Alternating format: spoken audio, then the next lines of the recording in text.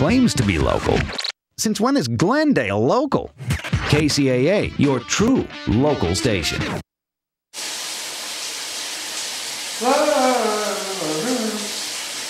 Hey! What the? Honey! The water just stopped in here! They turned it off because you're wasting water! What? What are you talking about? You know! Because you know it's all about that drought, no water. It's all about that drought, no water. It's all about that drought, no water. It's all about that drought. Yeah, it's pretty clear, we're really short on blue. It's time to save it, like we're supposed to do. Some say it's doom, gloom, and all our grass must go. But together we can make it and enjoy our golden state. It's all about that drought, no water. It's all From about the desert that to the drought, mountains about to that the drought, oceans to no all across water. America and It's back to all wonderful about that downtown drought, beautiful about San that Bernardino. drought, Welcome to the Water it's Zone all and a about happy that Thursday drought, to everybody. And today is Ag Day, and which means we bring in the big guns from our place down in El Cajon, and that'll be Miss Ingy Bisconer and Mr. Paul McFadden. How are you guys doing tonight? Doing great, Rob. Thank you.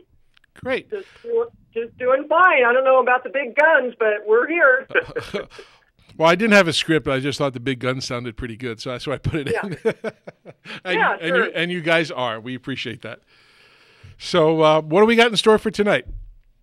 Hey, we're going to be talking about agriculture in the desert Southwest tonight. We have two great guests coming on. One is a representative from a water district, one of the largest water districts in the country. And our other guest will be talking about the business angle on helping farmers become better irrigators and adopt more water efficient technology. Excellent. Well, we're ready to go. I just want to remind everybody you're listening to the Water Zone on KCAA 1050 AM, 106.5 FM. I'm Rob Starr, the host of the normal show. Mr. Barron is off doing a meeting and the symposium in Rancho, California, so we're very happy with that. So, Ingy and Paul, it's all yours. Okay, thanks. Well, is Ben on the line? Ben, are you there? Yes, I am. Oh, wonderful. So let me let our listening audience know a little bit more about you, our number one guest tonight. Ben Brock is a senior program manager at the Imperial Irrigation District, one of the largest irrigation districts in the nation, as I just stated. In this position, Brock oversees several of the district's water conservation and management efforts, including IID's on-farm conservation programs, the Agricultural Water Clearinghouse, and the Equitable Distribution Plan apportionment process. Sounds like a lot of stuff, Ben. Ben first joined IID in 2012, bringing with him more than 20 years of engineering and farm operations-related experience. He's a fourth-generation Imperial Valley farmer, and he has extensive knowledge of the unique growing conditions present in the desert Southwest.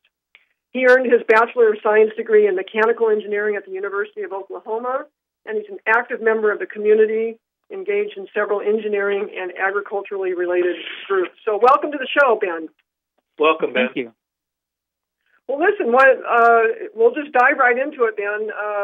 We know that the Imperial Irrigation District and growers in the desert Southwest produce a majority of our nation's winter vegetables, or at least I guess some of us know that, and now hopefully more people know that. Can you tell us where you get your water from and what types of crops the Imperial Valley produces?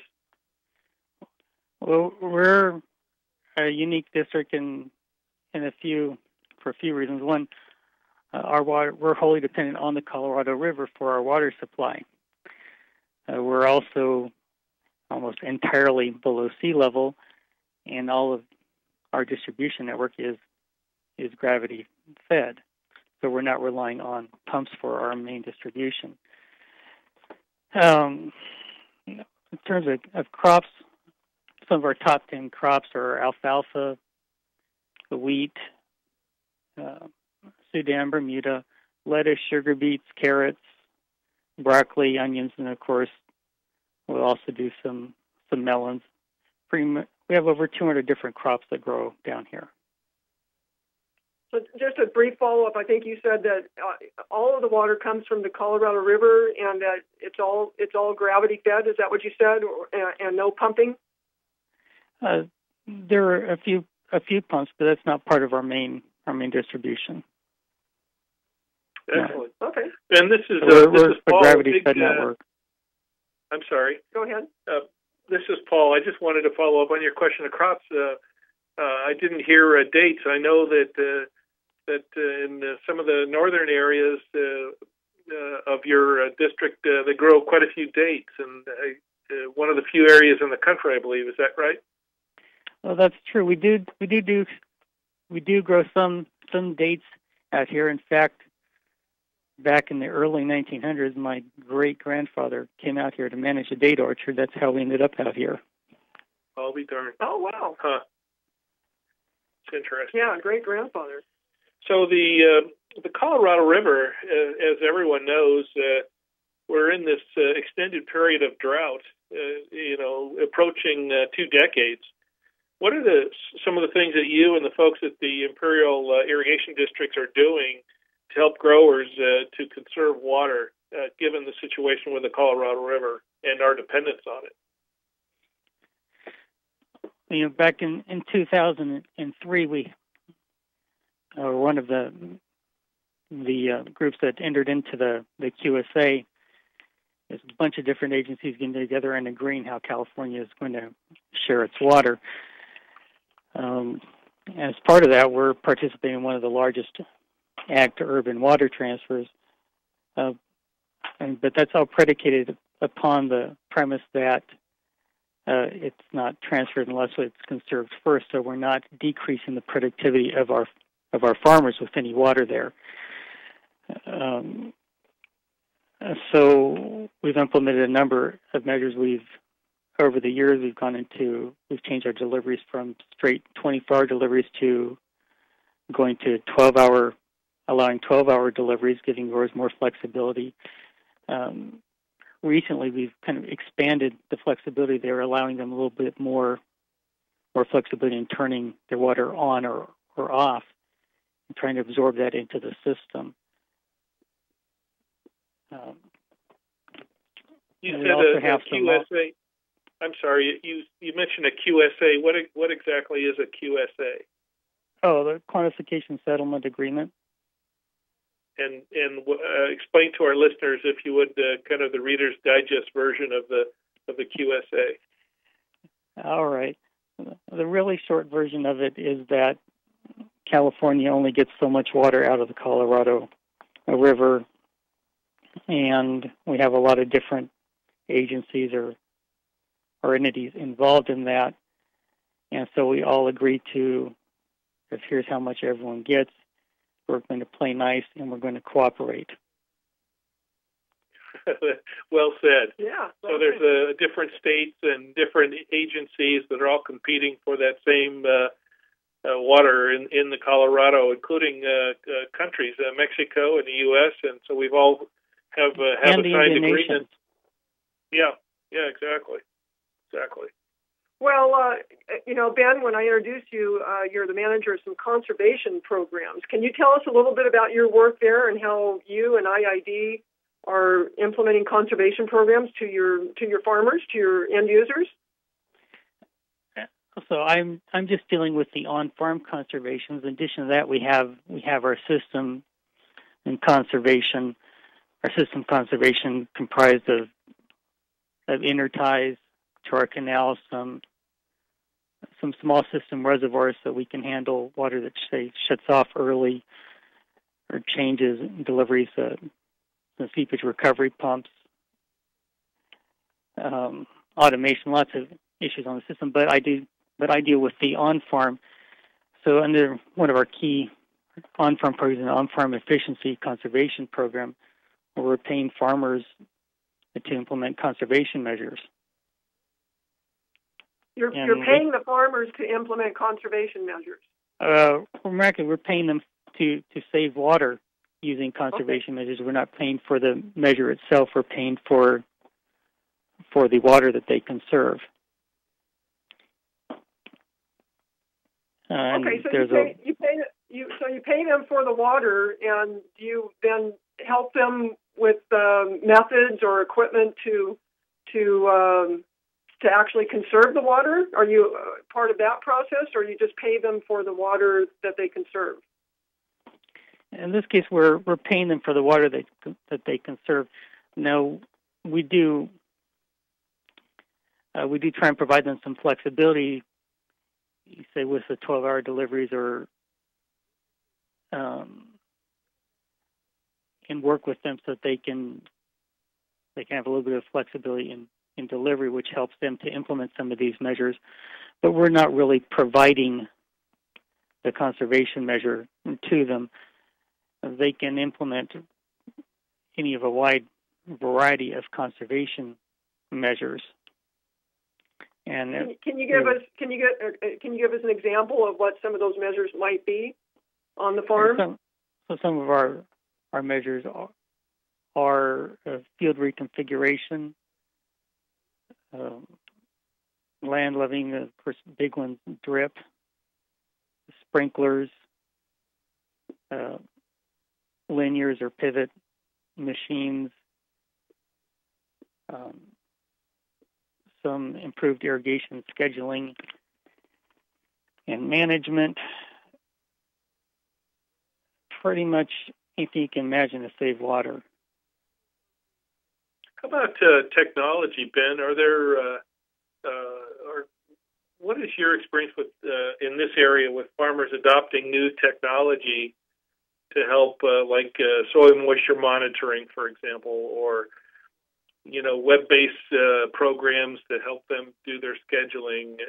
Are you seeing any of that or hearing much about that? Well, there's the Agricultural Extension Office out here that has some people that can help with that. A lot of private companies are offering those services to growers. A lot of growers are developing that capability on their own. A lot of them have some soil moisture monitors. They're much more aware of the technology that exists out there. One of our other big methods I neglected to mention is cascading deliveries and tailwater return systems, just to round out some of the really major conservation methods that we have implemented out here. So, since that conservation is happening on the farmer's side of the gate, and that I'm curious, how do you verify or how do you calculate the savings that the farmer achieves and that you ultimately pay for? Is it metered or measured in some way? And is there like a baseline that it compares against? I can imagine that that's kind of complicated. Maybe you can. We can get really into the weeds on that. Yeah. Yes, all of our deliveries are actually measured. Now, we don't have a meter on all of our gates, but they are all measured. A grower puts in an order, so many CFS. There's an arrow, a person that goes out to the canals, opens up the gate, measures their delivery, makes sure that they stay on order throughout the day. So we're recording the volume of water, the flow of water for them. So we know how much water went to each one of those fields. And then, so that's how much water went. We also do have historical records for how much water went to the fields and to the various crops. For our on-farm conservation program, we do use a historical baseline. Actually, what we're looking for in the on-farm program is our current program is paying for shifts in the efficiency of the field. There's a lot of different ways you could measure conservation. This particular program is measuring it by a change in the consumptive use fraction, which we could just shorthand call the efficiency of the field. So when you have an improvement in that will translate into a reduction in delivered water compared to what it would have been had you had the same growing conditions growing things the way you did with no conservation method. So it's just looking at the historical consumption versus the new consumption and paying them the difference, basically, because then you can use it for mitigating some of the effects of the drought that's going on, that sort of thing. Is that correct? All right. Well, that's the simplest way. We're a little bit more complicated in the current program. We're also looking at the effects of the weather and precipitation and the length of the crop. So it's more than just a difference in how much water they historically put on the crop. Yeah, because historically it may have been a different crop that used less water, and now maybe there's a warmer or cooler time of the year. Yeah, different weather with different consumptive use by the crop. So you do make some adjustments. You're looking at what crop was growing and then making adjustments on what should that have used maybe historically and what did you use we end now? up with a specific baseline for the combination of crop and soil type. Okay. So we get into a fairly detailed model for the crop requirements and what the baseline is. Okay. That sounds really like a thorough model that you guys have developed. What kind of challenges have you faced in creating this program? It sounds like it didn't happen overnight. It sounds very extensive. So for our baseline period, we're going back. We can go back further. Right now, we're using a period that goes back all the way to 2003, and so we've analyzed over 200,000 crop seasons, which we're using to get our baseline information from. And so we have pretty extensive records that we've had for deliveries historically in crops, so it's a lot of work going through that. Some of our challenges are, of course, getting the information out to our growers that, hey, this program is there. We've had the program running for a few years, but we still have people that say, oh, I didn't know that I could do that. Or I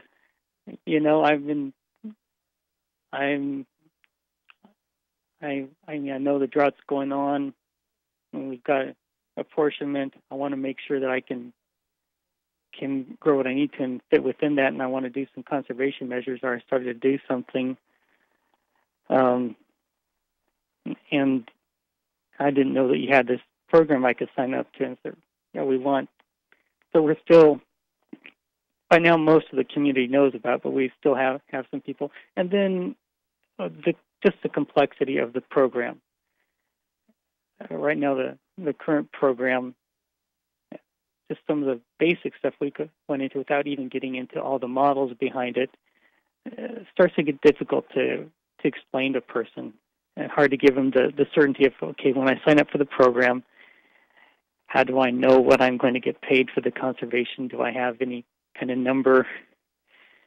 Or how do I, with all the combinations of crops and soil types, what's the final number going to be?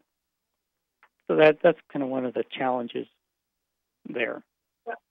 Yeah, I think we all have that challenge, communication, and how to educate and learn effectively these days. It's a challenge. A lot of people don't want to read and take time, so it really requires one-on-one verbal. So that's a challenge for you. Can you give an average number of what the growers are earning for conserving water? Is there an average dollar per acre foot or something like that? So how has the on-farm benefited the district? So when we first started with the QSA and we were ramping up, we have some transfer obligations, and we're ramping up to that through a combination of system efficiency improvements. But when we first started, some of our conservation was coming from fallowing. But we've shifted away to that, so now we're getting to be all on-farm and system efficiency improvements. and our on-farm conservation rate is $285 per acre foot. We're talking $285 per acre foot. That's pretty substantial. Well, it's certainly nothing to sneeze at. Yeah, no, that makes water. But some of these methods can be expensive to implement. Sure. And this doesn't necessarily pay them entirely for implementing a method, but it does certainly help get them off the fence if they're considering implementing a method or not. Yeah. It's not necessarily something that's going to pay for itself in one season if you're going to put in a drip system, but maybe over the life of the crop and the measure, you should come out okay. And has it been pretty popular? Have a lot of growers used it? It has been pretty popular. We keep ramping up. I think we're going to meet all of our conservation targets for this year. Last year we blew past our initial target, or what we're trying to get for sign-ups. As more people know about it, we get more interest. I'm starting to worry that I'm going to get overcommitted. No, we have a lot of people. They take us very seriously. Sure. Here, water. We're fully dependent on the Colorado River for our agriculture here. So we take the overall condition of the Colorado very seriously, and our use of the water seriously. So, Ben, in our closing minute or so we have left, are there any final thoughts that you would like to leave our listeners with on behalf of the Imperial Irrigation District?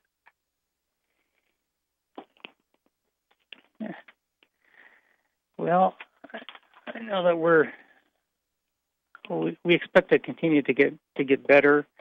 Still looking for additional ways that we can find continue to use water more efficiently, find additional conservation. We expect to see additional changes, especially adoption of technology in the future, moving forward, additional automation, both on our system level and even for growers. We have a few growers that are adopting automated irrigation systems, not necessarily like a linear system, although there are some linears and pivots, there are some of those, but more like a traditional surface irrigation that's automated using moisture meters to control the timing and automated gates instead of necessarily using an irrigator, so allowing them to be even more precise on their application. We expect to see an increased use of not just soil moisture meters, but ET calculations, small weather stations where people can get an estimate of their crop's water consumption right there for their particular crop instead of, say, the general data they get out of the SEMA station. And who knows what's going to happen with the proliferation of the unmanned aerial systems and the ability to maybe get some specific imagery of your own field and see not just how your crop's doing, but see the individual areas in your field that are going to need a little bit of extra attention, allowing you to improve your overall irrigation uniformity. And we have a lot of potential. Well, I'm encouraged, Ben. We really appreciate you taking the time to join us today on the Water Zone. Conversation has been stimulating and very insightful. We appreciate your effort to make the time to be with us and share this great information with the listeners. Thank you. Thank you for the opportunity. You're welcome. Well, Rob, we'll go to station break, and then we'll have our second guest on in a few moments. Absolutely. You're all listening to The Water Zone. This is Ag Week with the Meisters of Microirrigation. We'll be back in just a moment.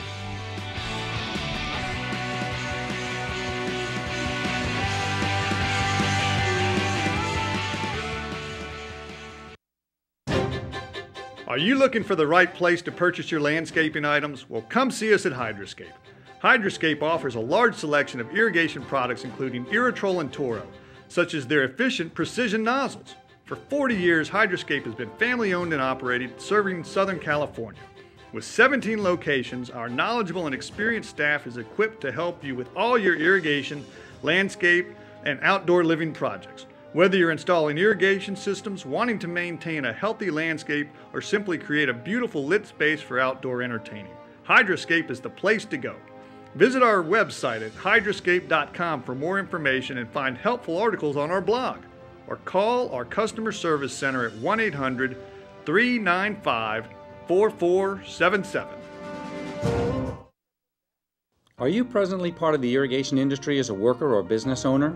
Do you want to learn how you and your staff can boost your knowledge and productivity? Then you should check out Irrigator Technical Training School. Irrigator Tech is the leading source of quality instruction serving all facets of the irrigation industry. Their courses provide a basic, easy-to-understand approach that raises the skill level, competency, and professionalism of landscape and irrigation personnel through practical education and services. Irrigator Tech combines classroom and real-life hands-on training, leading to a well-recognized certification that both customers and employers demand. Irrigator Tech's specialized courses can help you quickly become a certified irrigation auditor or a certified installer, repair, maintenance, or backflow technician. Courses also include certificates in smart water application or becoming a certified tree worker. Most importantly, all certifications are state recognized, and Irrigator Tech offers annual renewal classes to help keep your certification up to date.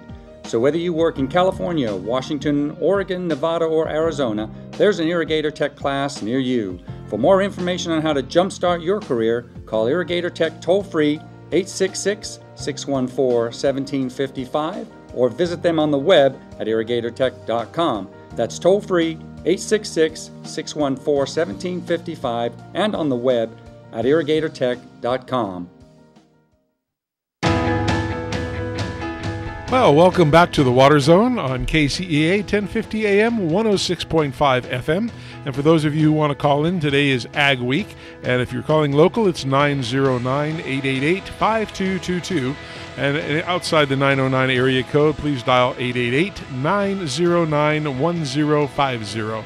Well, we're going to go hand it back to the maestros of micro irrigation technologies, Miss Ingy Bisconer and Paul McFadden. And it's all yours, guys. Thanks, Rob. Appreciate it. Our next guest is Richard Arias. Richard, are you here? I am here. Excellent. Let me introduce you to our welcome. First of all, nice to have you with us. Welcome, Richard. Let me introduce you to our listening audience. Richard is the General Manager of Sales and Strategic Accounts for Southwest Water and Agriculture for RDO Equipment, one of the largest John Deere equipment dealers in the world. His role is collaborating with both the Southwest Water and Southwest Agriculture or equipment regions to create a strategic and single enterprise approach for customers in the area, working closely with RDO Water International, or RDO de Mexico, located in Baja, Mexico. Richard joined RDO Equipment in 2013 with the acquisition of WaterTech Ag Supply, where he previously served as the division manager. Richard holds a bachelor's degree in finance from University of San Diego. He and his family live here in the San Diego area. Welcome. Thank you. So, from your time as with a finance degree and from University of San Diego, how'd you ever end up in the ag irrigation business? Mom and Dad started doing custom sprinkling for farmers in Imperial Valley in the early 80s. A farmer invited my stepfather down to Imperial Valley to do a landscape project. He was a landscaper here in San Diego, and they needed some temporary labor and offered him a job to do some custom sprinkling for some watermelons. And family moved down there shortly thereafter, and they formed a business called WaterTech. And the business started very, very small and very much labor-oriented. And by 2013, they'd grown into a very large organization over several regions and ended up selling the business to RDO. Why? Obviously, because your family has been in it for a long time, Richard. But why is it a passion for you? I know you're passionate about this industry and growing food and using water efficiently. Why is it a passion for you? I think the single driving factor is that you educate yourself. You start realizing what our natural resources mean to this world. What water in particular means to this world, and a growing population that we have. As I am about to have my first child here in September, I start asking myself, how are they going to feed their children? And how are they going to provide for their families? And it is becoming more and more obvious that we need to protect our resources, and water being probably the single largest resource that we need to pay attention to. Yeah, and I bet, your child on the way has really probably crystallized that for you even more than before. Well, tell us how you're transitioning. I mean, you've basically grown up with a family business that got very large and very successful, and now you're with a huge company, RDO Equipment. Tell us how you transitioned there and why they are motivated to get into irrigation. I mean, they're a big equipment company. What motivated them to get into irrigation? Well, one of the founders, Ron Offit, a lot of people don't know, but he's a very large potato grower. He's probably, him and J.R. Simplot rival each other as far as size of farms that they manage. And he's passionate about being a farmer first. And when he came to my family, they were interested in understanding the same general situation of where the water conservation needs to be, and they felt that it was a business that they could benefit from. So they approached us, and what they really saw was that by being, not only a farmer, but an equipment provider, they saw the water piece as a final component to the enterprise. And they saw a business that was family run, and they had the capital to improve the business so that we can really take the technologies and the opportunities that we have and take them to the market and not only help their clients on the equipment side, but also help the water clients that we were, and existing farmers we were working with more resources. And RDO has embraced the concept that they need to spend money to educate the customer base so that we can be more efficient and do a better job on the farm, both from the food to table as well as the use of our resources. That's very interesting. What is RDO Water doing as far as the changes with irrigation practices and water use from other types of farming efficiencies in the desert? So, in other words, there's all different types of irrigation. There's sprinkler irrigation, there's flood irrigation, there's drip irrigation. What do you see, Richard, as the future, the direction, and what are you and your company doing with those technologies, and how are you engaged, I guess is the better way to say it? Yeah, we've spent a tremendous amount of effort into not only changing some internal practices we do, and we have a existing rental fleet where we rent irrigation equipment to farmers.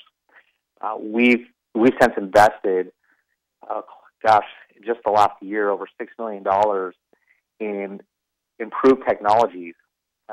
This particular case, using plastic pipe that doesn't allow the water to leak out of the system as aluminum pipe does. They have a drain down effect as the system depressurizes. And we have basically grown our fleet from our existing aluminum fleet to this plastic fleet by almost 20%. And we now are servicing almost 15,000 acres of pipe. So that's one example of where RDO is investing to take advantage of technology available. But we're also doing quite a bit of trial work with a lot of growers. As we've had technologies come to market, there's the technologies are fantastic, but if you can't integrate them into your daily farm practices, then they're really ineffective. So we've been spending a significant amount of resources, personnel, and dollars in working with growers to bring technologies and integrate them so they can use them as they were meant to be used. And I think this year we're going to put out roughly almost $500,000 of just trial work to get growers exposed to technology and to help develop best practices for them so they can have future successes. Okay, that's a really big investment, but of course the opportunity is huge. As I've mentioned before on the show, even though California has done a fantastic job of improving water use efficiency with technology, we're the leading state in the nation of adopting, drip irrigation. For instance, 65% of the nation's drip acres are here in California. But there's still something like 4 million acres in the state that's gravity irrigated and could probably, warrants investment to not only conserve water perhaps, but to increase the production. So if you're having to do trial work, $500,000 worth of trial work, can you explain to us what are you trying to prove out in the field, and what is the challenge? What's the challenge to the grower? Do they just not believe that the technology will work, or we haven't figured out yet how to use it on certain crops, maybe?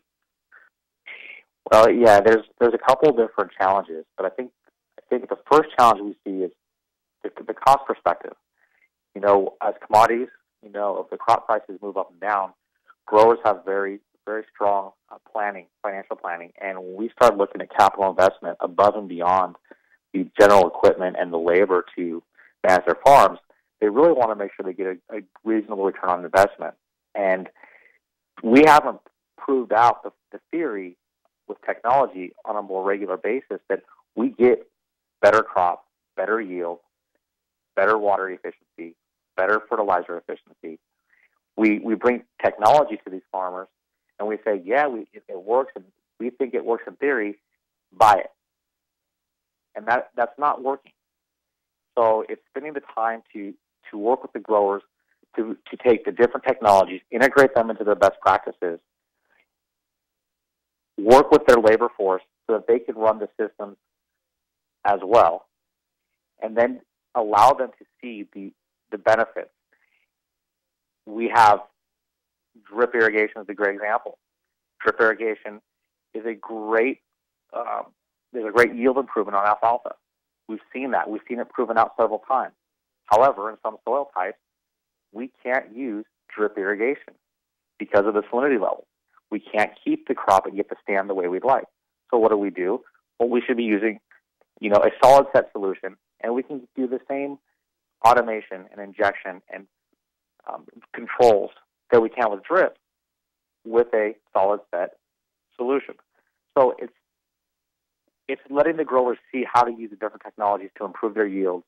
And we, as an industry, have done very little to prove out why these technologies work as well as they do. So you're basically a business extension. You're doing extension work at the business level to help the growers not only see the productivity but the economic benefit. Absolutely. While you're developing best practices. And we're learning that in some situations there's multiple irrigation methods that can be used to improve crop performance and water efficiency. And I think that's where we need to understand the true cost and cost benefit of the solution. So, a good example would be we're using solid set irrigation to germinate an alfalfa crop and then to push the salts down during the germination process, use the drip irrigation to maintain the crop, and then coming back every 6 to 9 months to readdress the salt issues that may be rising in the soil to help keep the plant growth stable. There are different reasons to use different methodologies, but we get so stuck on the cost factor that we don't look at how we could use everything available to us. So bottom line, is this helping the state with its with water issues? I mean, I think we all know that most growers adopt better technology to become more profitable, but is there a water component of this that is technology, is it helping to make water more available or helping us deal with fewer water resources? I think that, where we get in the debate of water savings versus the amount of units of water used to produce a unit of crop. And today, by using the technologies effectively, we are growing more crop with the same amount of water than prior methodologies and prior techniques. Right. So yes, we're absolutely saving water by allowing more food production in the same space. Yeah, we like to use the term water use efficiency, and it's really crop per drop, more crop per unit of input, right? Absolutely. And that's where the benefit really is with the acreage and the water that we're using in Imperial Valley. Yeah, that's fantastic. So before we go on, Richard, I think we're talking about your company, RDO Water, implementing changes and practices. We talked about a lot of things that you guys have done from the company looking out. I know for a fact you have invested a tremendous amount in your personnel, your people, training folks on very specific levels of and types of irrigation, in a very professional setting. Could you talk about that and how RDO Water is investing in your people? Yeah, we have spent a good amount of time improving not only our installation best practices, but our automation and technology group. The service side of the business is really interesting. If we go and do an installation and we do a bad installation and pipes are breaking and pipes are leaking, valves are leaking, then we really fail.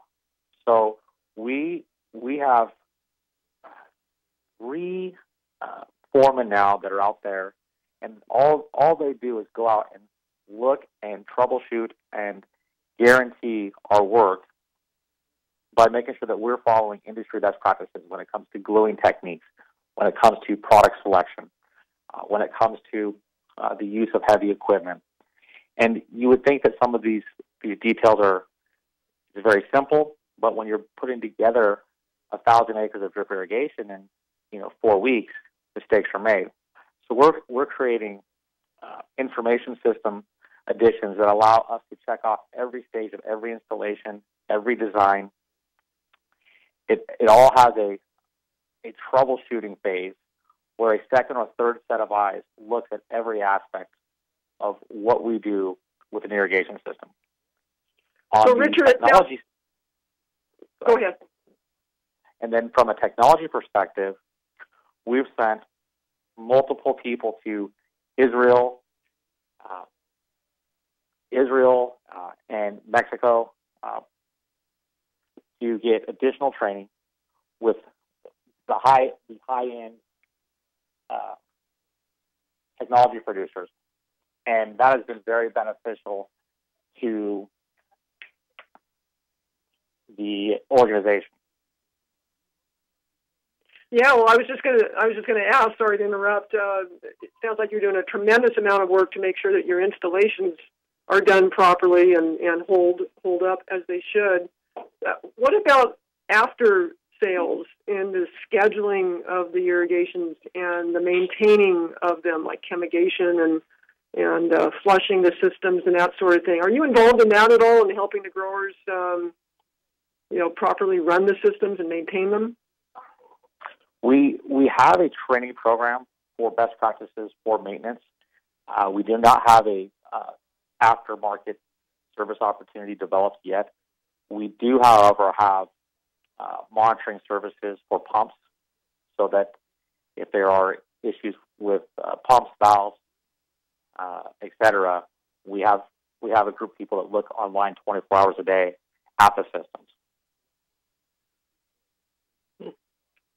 Yeah, well, that's great. That's interesting. So we learned from our previous guest about the Imperial Irrigation District and the water source coming from solely from the Colorado River. And we know that seeing pictures of the river that it looks like chocolate milk at different times of the year. How do growers deal with that? I know you offer a number of different filter solutions for growers, but is that a big deal? Is it something that you guys spend a lot of time thinking about and solving? You know, with the drip irrigation solutions, the filtration is very important, and one of the ways that we are accommodating the change in the Colorado River source and the water quality is by creating settling ponds where we can settle out the solids that are running through and then allowing them to run cleaner water through the filtration system.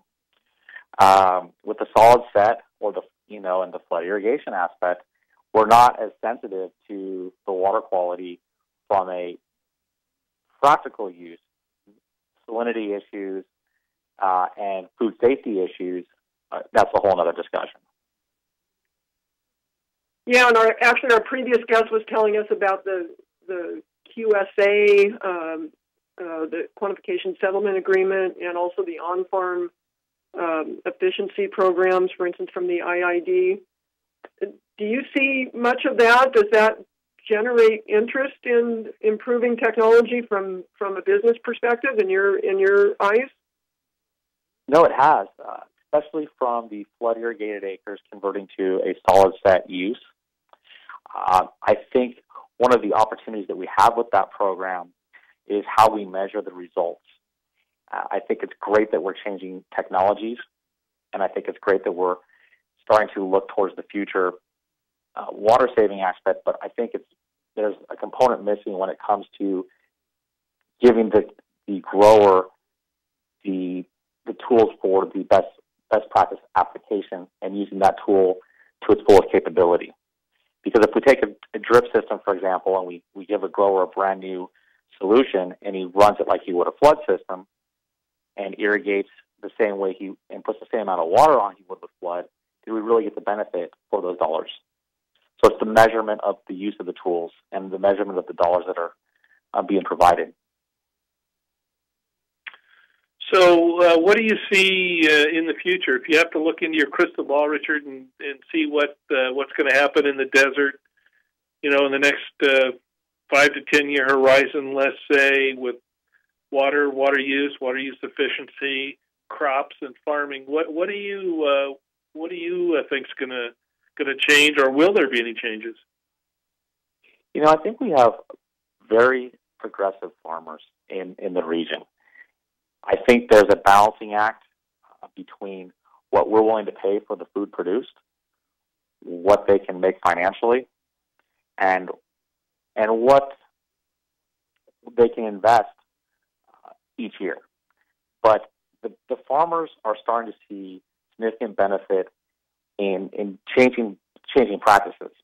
Drip irrigation on alfalfa, when as the price was $300 a ton, we couldn't take enough calls for people wanting to put in new projects. When it dropped to $150 an acre, the calls basically stopped. So we need to do a better job of, proving out the return on a drip irrigation system for alfalfa, so that price doesn't affect the demand and their reason to not move towards the proper technology for their crop.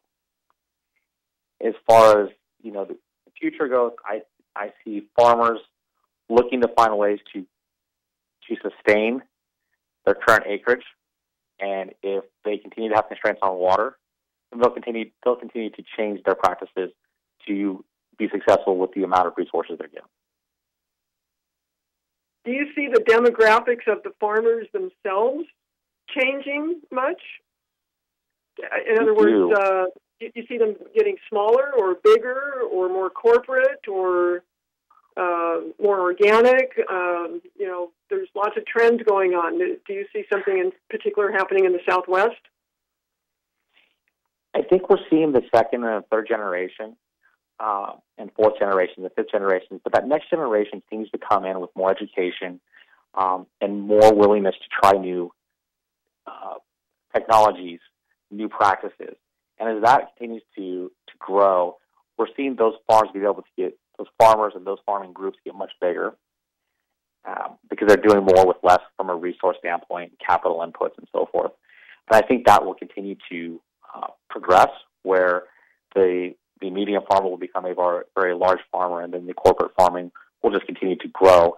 And you will either have a small farmer working for a large corporate farmer, or you will have somebody become that next large corporate farmer.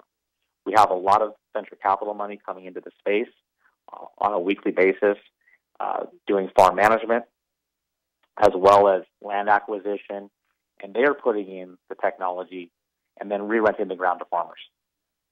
So I think that trend will continue as long as we continue to have consistent crop prices and we don't have any change in our food demand. So, as we wrap up our conversation, Richard, what advice would you have for farmers that you would like to share with our listeners to improve sustainability and optimize water use efficiencies in this desert area that we've been discussing this evening? I think the one message I'd like to give every farmer that's considering changing practices or wanting to figure out how to be more efficient is spend less time focusing on the price of the solution and spend more time looking on the benefits of using the solution. We get so caught up in what a change will cost that we sometimes miss how much we will gain, not only from a financial aspect, but a resource management aspect. I would encourage the growers to try in a larger scale. So often we get somebody asking us, well, let me try it for an acre. And that doesn't give a true scale of what the benefit is.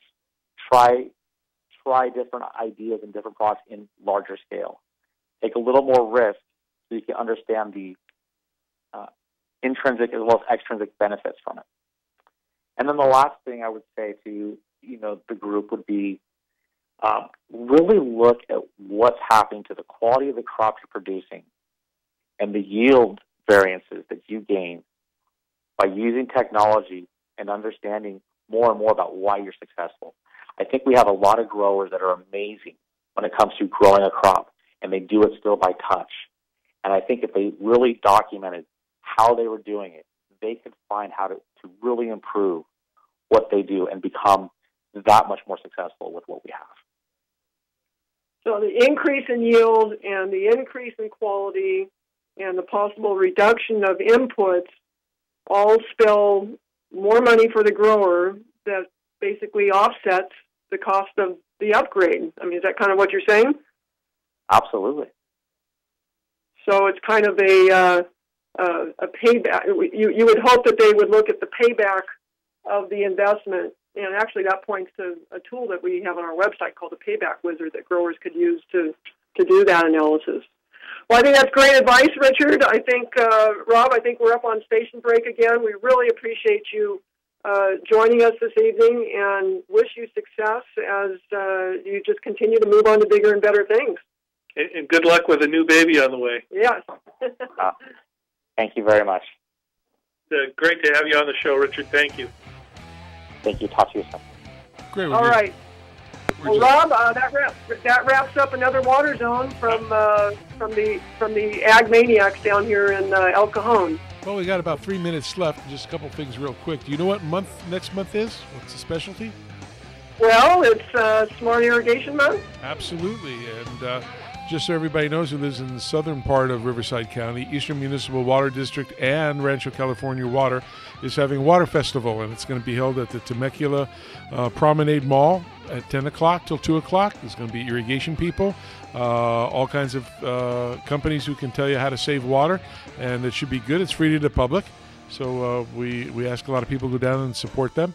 And it was quite interesting on your guest talking about how farmers innovate to fight the drought. I mean, if you take a look at the old statistics where it takes 1.1 gallons, and if you're into metrics, 4.2 liters, to grow one almond, that sounds it sounds pretty bad, and people get really angry about it, and they make a villain out of the people. But what people don't understand is, the almond industry has been experimenting with giving the trees variable amounts of water from 70 to 100% of the normal feed to see where the crop really goes. And sometimes, you can grow more with less, but sometimes if you get to a certain limit, then it doesn't really benefit anybody. So as the gentleman previously said, you got to experiment and see what it is, and it depends on what kind of system you have, what kind of soil you have, and all that. And it's a lot of science to that, and it's not a simple task just to throw something up and hopefully it's going to work right. You got to have all the facts, and that's what you guys are bringing to the show, and we appreciate that with your guests that you have. Yeah, we also have to remember that they're growing those almonds for people to eat. We all eat, and we need to consume calories per day, and those calories have a certain water footprint associated with them. And actually, almonds have a lot of good protein, and they're, perishable, so they get kind of a bad rap. I agree. Well, what people don't understand, it's not just about the nut, which is 25% of the fruit. It's also the shell comprising 25%, which provides bedding for animals, fuel for biomass, and it's the hull that's 50% of the fruit that's used to feed cattle. So there's a lot more than just the nut. So anyway, thanks everybody for listening to the Water Zone. Be in next week. We have a special guest, Congressman Tim McClintock, and we'll have a good show. You guys have a great week, and thanks Inky and Paul and our guests. Talk to you next week. Okay, see you later.